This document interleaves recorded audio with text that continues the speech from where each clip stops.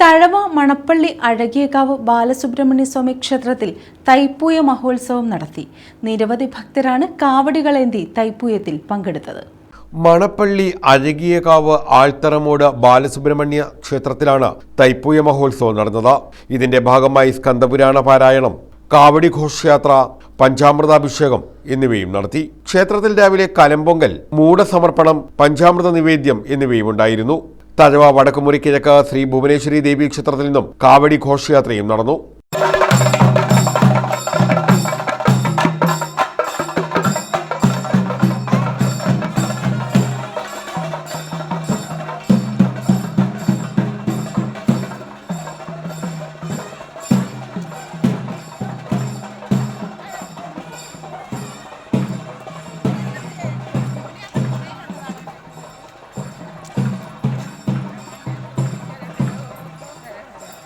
പുഴുവെള്ളയിൽ ക്ഷേത്രം, വലിയ വീട്ടൽ ക്ഷേത്രം, താഴൂർ മേക്കതൽ ക്ഷേത്രം, മണപ്പള്ളി ജംഗ്ഷൻ, അഴകിയകാവ് ഭദ്രകാളി ക്ഷേത്രം വഴി സുബ്രഹ്മണ്യ സന്നിധിയിൽ കാവടി ഘോഷയാത്ര എത്തിച്ചേർന്നു. തുടർന്ന് കലശപൂജയും കലശാഭിഷേകവും നടന്നു. നിരവധി ഭക്തർ ചടങ്ങുകളിൽ പങ്കെടുത്തു. തഴവ കരിയപ്പള്ളി ക്ഷേത്രത്തിലും കാവടി ഘോഷയാത്രയും വിശേഷാൽ പൂജകളും നടത്തി. News bureau, Thazhava.